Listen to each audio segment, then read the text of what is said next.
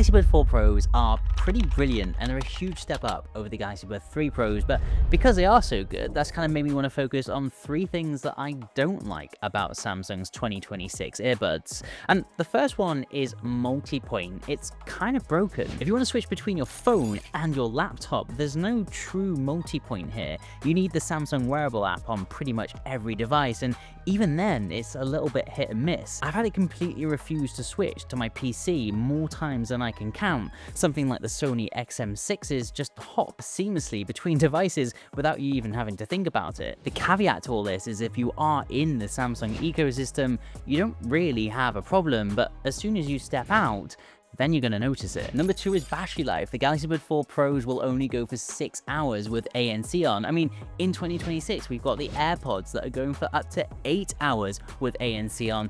I just thought that Samsung would try and close that gap, not maintain it. Number 3 is the dark side of Samsung's codec. If you're a Samsung phone user with these earbuds, you're fine. Samsung's own codec sounds great. But in my opinion, Samsung has deliberately stripped out open source aptX codecs like aptX Adaptive and aptX HD from their phones, codecs that come built into the Qualcomm chips they're already using. In my opinion, they've removed them to push you towards Samsung audio products. So for example, if you own a pair of Sennheiser earphones and try and pair it with your Galaxy phone, you're going to get a worse experience on purpose. Although it doesn't really affect Galaxy Buds 4 Pro owners, it does say a lot about where Samsung is heading. These are all very real frustrations, but here's the thing.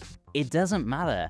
Because of what Samsung have done with the Galaxy Buds 4 Pros everywhere else, it makes it genuinely difficult to think about the negatives. So here are 8 things that I absolutely love about the Galaxy Buds 4 Pros. And first is the ANC, the active noise cancelling. It hasn't just surprised me, it's completely gone above and beyond what I was expecting. For the constant background noises and drones like trains, traffic, or the hum of a busy cafe, it just melts away.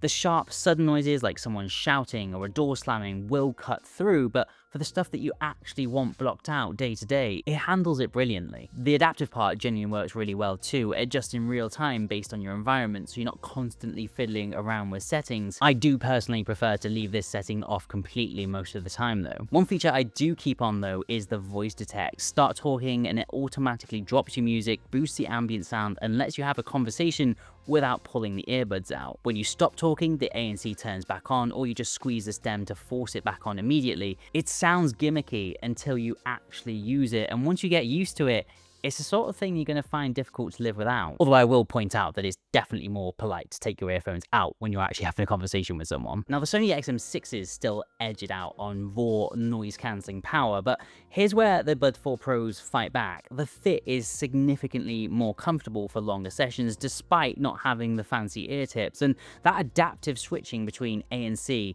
and ambient is faster and smoother than anything Sony is doing right now. And that matters just as much as raw blocking power, but after testing both in the real world, although the XM6s do have more raw blocking power on paper, comparing the two side by side in the real world, there's definitely times and environments where I think the Galaxy Buds 4 Pros at the very least have better perceived noise reduction in comparison to the XM6s, and when that starts happening, the lines between the two get very blurred. Number 2 is sound quality, and before I even go ahead and talk about music, I just want to point out that the Galaxy Buds 4 Pro's dialogue sounds absolutely brilliant. The clarity of voices when you're watching a YouTube video on these is genuinely something special. Dialogue sounds crisp and present in a way that I really wasn't expecting from earbuds at any price point, to be honest. It's one of those things that you don't really think about until you hear it being done properly. Now for music, these have got a dual driver setup, a dedicated woofer, and a separate planar tweeter,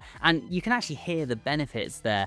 The bass hits pretty hard, but not over the top, and the highs have a nice little bit of detail to them. Is good, but is not best in class. And by that, I mean it's not going to blow audiophiles away. What I do think though is that it's got a very good ready-made consumer sound that serves everyone very nicely. Despite not being absolutely blown away by the music quality, I think all round the soundstage is very good on these, and there's a 9-band EQ in the app as well, which is still something a surprising number of competitors don't even offer. So if the default tuning isn't your thing, you've definitely got the proper options available to you to tune the sound to how you like it. Number 3 is microphones, and one of my favorite upgrades this year on the Galaxy Buds 4 Pros is the core quality. Combined with some fancy AI trickery, the microphones this year have taken a giant leap forward in my opinion. It's one of the use cases for AI that doesn't make me just roll my eyes. It's been very thoughtfully integrated and it works really well. I think we are truly in the era where we don't have to think about taking our earbuds out of our ears to take a call anymore. And I wanted to test the Galaxy Buds 4 Pros in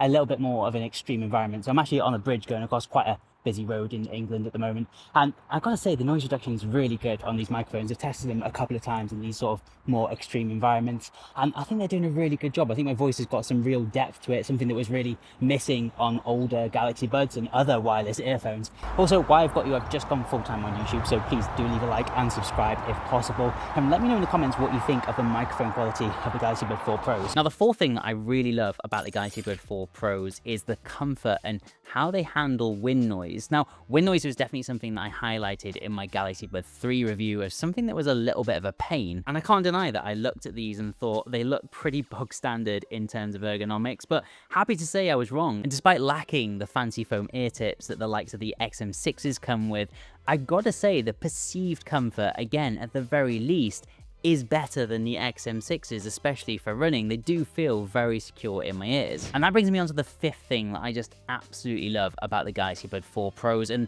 that is the versatility that you get with them. They are very much an everywhere earphone this year. This year they're IP57 rated, which means gym sessions, running in the rain, getting caught in a huge downpour, all of that is going to be fine. I've worn these on runs and I've come back absolutely drenched and they haven't skipped a beat. I even tried chucking a litre of water at them and they survived absolutely fine. They can even technically survive being submerged in up to a metre of water for 30 minutes, but I still wouldn't take them swimming with you. They really are just grab and go earphones, although one thing that is worth noting, the case is not water resistant at all, so do keep that one in your bag, not sitting out in the rain. And all of that leads beautifully into the sixth thing that I absolutely love this year, and that is the much more mature, sophisticated, premium design. I praise Samsung on the design of the Galaxy Buds 3s because I felt they were a little out there, a little bit daring, but practicality-wise, they just weren't the most comfortable, and they were going down a completely different direction with an almost gamery style aesthetic. The Galaxy Buds 4 Pros feel like a more mature evolution of this, with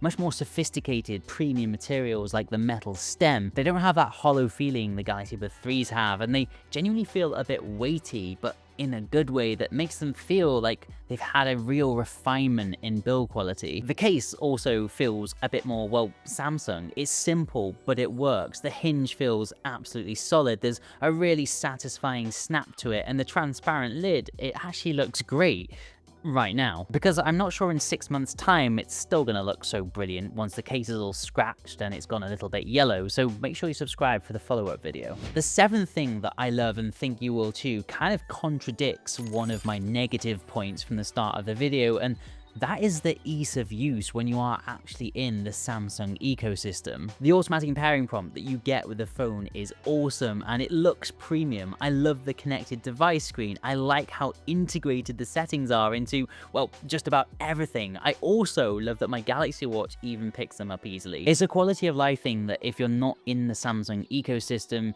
you're probably not going to appreciate it. And the eighth thing that I love kind of builds on all of this, and that is the features and settings that you get with the Galaxy Buds 4 Pros. There's just the right amount. There's no faff like you get with the XM6s. It's all very intentional and easy. You open your settings, you see the batteries straight away, you can control your active noise cancelling with a stage slider, and if you're on a Samsung phone running One UI 8 and above, you can even do most of this straight up from the quick panel without ever having to open an app at all. On top of all this, which is very unlike me, I gotta say, I love the gimmicks that Samsung have built into the Galaxy Buds 4 Pros. I mean, the neck stretch reminder is almost certainly a gimmick, but it's something that I actually find useful because posture is something that I'm actively trying to work on. You've also got your voice controls that work completely offline. If you just say volume up, play music, or next song, no wake word needed, it just does it, and it very rarely misses a beat. Then you've got things like your onboard controls. You can assign a pinch and hold trigger to things like Gemini, Spotify, or even use your earbuds as a camera remote, which is actually a genuinely useful feature, especially since Samsung removed Bluetooth from the S Pen. They're all very small things and arguably gimmicky in some cases, but I just feel like Samsung have really sat down and thought,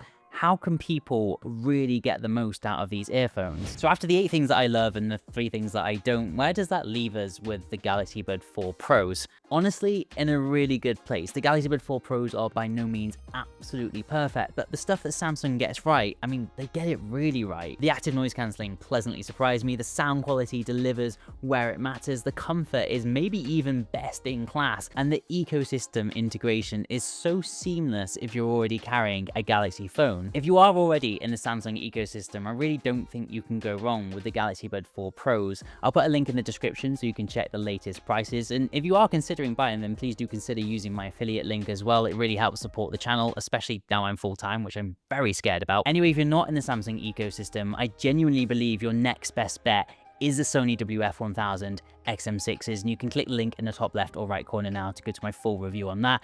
Also, make sure you subscribe for my full comparison between the Buds 4 Pros and the XM6s coming soon. See you in the next one.